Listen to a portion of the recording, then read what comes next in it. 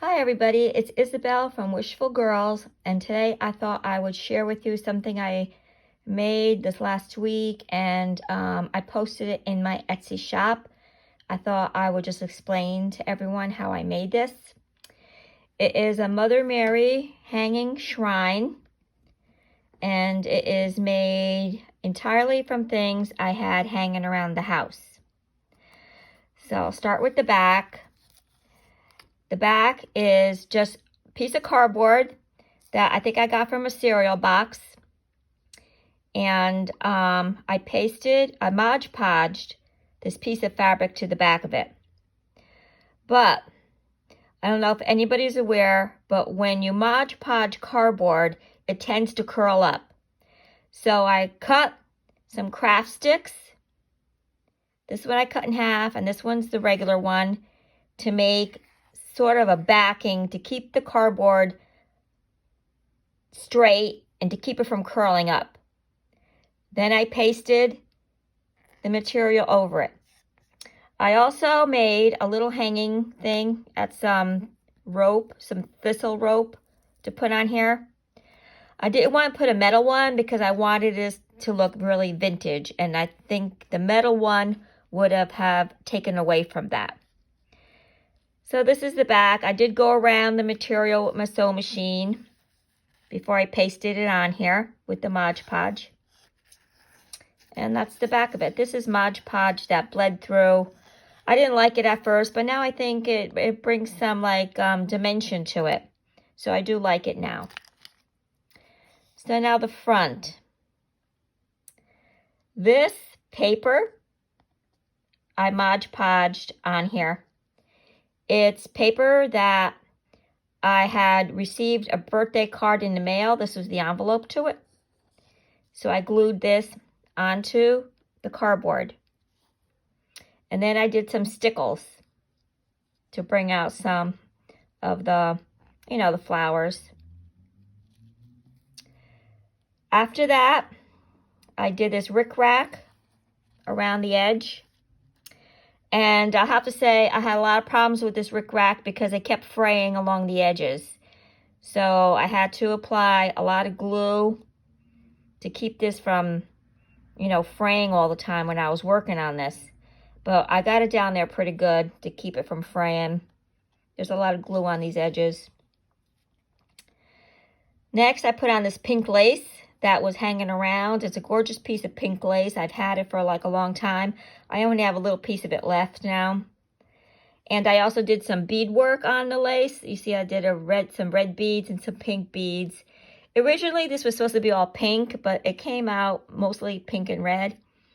And then I glued this little fabric rose on the top of this. So that was the base, how I did the base. This box was a box I had hanging around the house. It's a small cardboard box. I painted it red. And then after I painted it, I didn't glue it down right away. I did everything I had to do inside first because I had to keep moving the box around to, get to different angles and everything. So this is an image that I had, and I glued it down with some, I think it was Mod Podge. And then I used the Mod Podge Dimensional Magic over this. You see how it gave it a nice glass-like finish? Look at that. You would think there was like a piece of glass on there.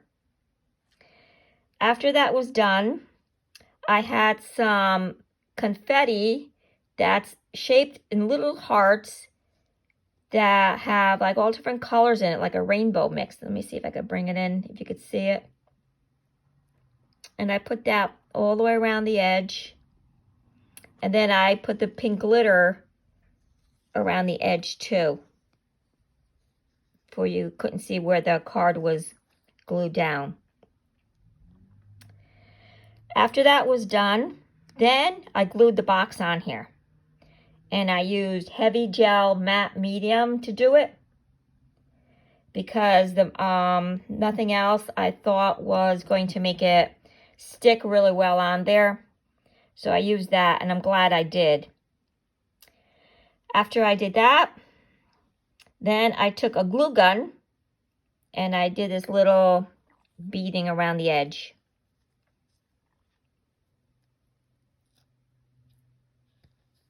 After that, I added this charm to the bottom. This charm I had hanging around my box, a jewelry box thing, and I used my crocodile to put the rivet in there to hang the charm. But after this was done, I didn't like that there was a space that you could see between the box and the cardboard. So I went around it with some, it's like stickles, but it was a pink color. So I went around the whole box just to cover that space a little bit. But I think I am going to do it one more time because I don't like the way it's cracking a little bit here and there. So I will do that again. And that's it. That's the whole thing. I think the worst part of this was the gluing part, like waiting for things to glue. I don't like using a heat gun to make things glue because I feel like when I'm using it to make one thing glue down, the heat is softening the glue on something else. So I let it dry naturally, overnight usually, and then I work on it again the next day. It's not too big. It only measures maybe 5.5 by 4. And like I say, you hang it up on the wall. I make a lot of altars. Most of them I do the Altoid tin ones. I make a lot of Altoid tin altars. I have sold like 3 or 4 of them from my Etsy shop. So that's it. I just thought I'd share this with you. If you really like it and you want to check it out, it is in my Etsy store, Wishful Girls. And if you like this video, please like it and maybe subscribe because I will probably do a video on maybe how I make one, and I'll make one on live here to show everybody the process of it all. So that's it. Enjoy the video. Have a good night, and I'll see you again. Bye.